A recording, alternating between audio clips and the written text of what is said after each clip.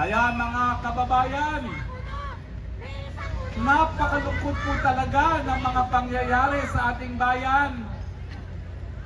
Nung minsan, pinatalsik natin ang ama, ang akala natin magkakaroon na ng tunay na demokrasya.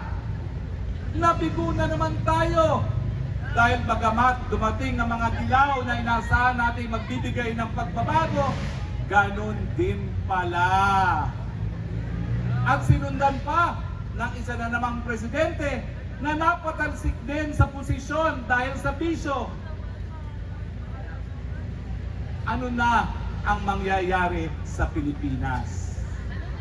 Ako po'y naniniwala na matapos tayong mabudol ng isang presidente, sunod-sunod na mga presidente, magkakaroon din tayo ng presidente na ating talagang kinakailangan.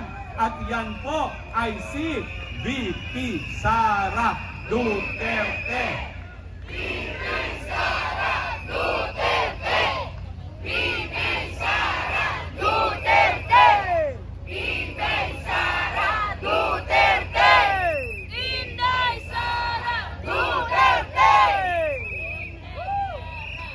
So wag po tayo mawalan ng pag-asa dahil hindi po natin nakalain na matapos ang pinakamahalang presidente ng ating bayan na si Rodrigo Roa Duterte, meron na naman siyang kasing dugo na magbibigay ng pag-asa sa ating bayan, Sara Duterte.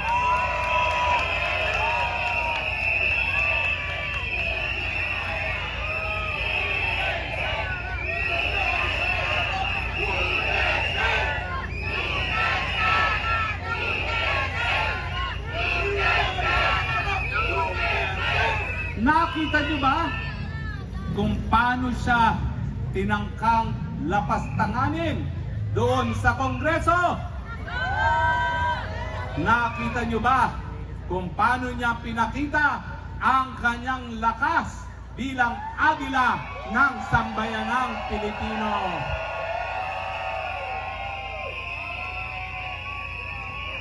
At yan po ang tadhana ng Pilipinas. Matapos ang sunod-sunod na mangbubudol, nandyan na po ang agila, Inday Sara Duterte.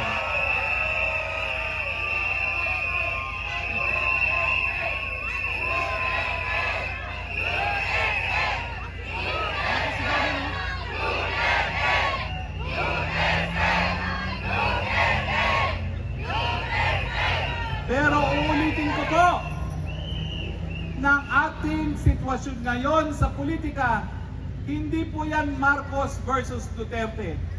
Ito po ay kabutihan laban sa kasamaan. Ang pagtutol sa droga at ang paggamit ng droga. Po ang aking panawagan sa sigurado kong mga milyong nasa internet na, kinakailangan po lumabas din kayo.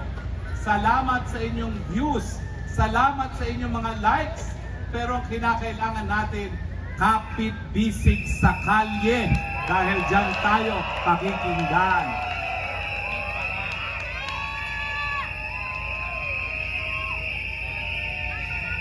Ang KOJC po, kabahagi lang sila ng bansang Pilipinas.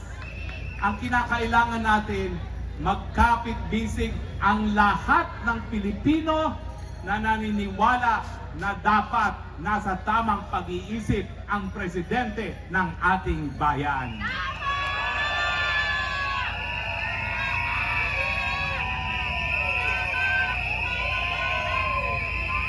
Hindi na po tayo titigil sa pagpupulong dito sa Liwasan hanggang tayo po ay makapuno ng luneta at panahon na para bawiin ang Malacanang ibalik sa taong bayan, hindi sa elitistang mga Pilipino.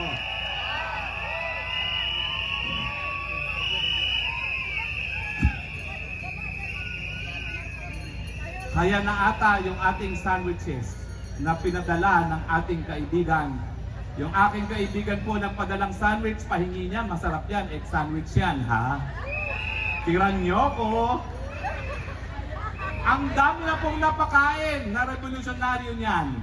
Ang sabi niya, kailan kaya ako titigil gumawa ng egg sandwich para sa revolusyon?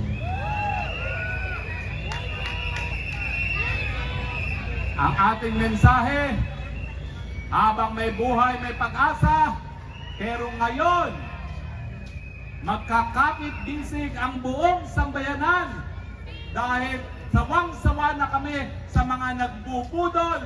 Panahon na magkaroon ng presidente na magbibigay na tunay na serbisyo sa bayan.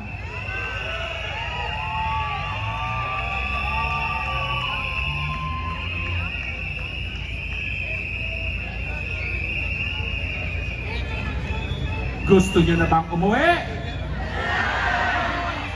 Mabuti naman dahil malayo pa ang madaling araw. Dahil pagdating ng bukang liwayway, meron tayong bagong pag-asa ng Pilipinas, mapapait sa ilalim ng mga lider na tunay na nagmamahal sa bayan at hindi magsasamantala sa bayan. Pero dahil ako po'y kakagaling lang sa sakit, hindi halata. Nung unang araw na nandito tayo, walang boses ang Hari Roque at talagang uubo-ubo. Pero dahil importante makipagkapit-bisig sa sambayan ng Pilipino, hindi lang sa KOJC, pinilit na lumabas sa kanyang kama galing sa pagkakasakit at ngayon naninindigan kasama ninyong lahat.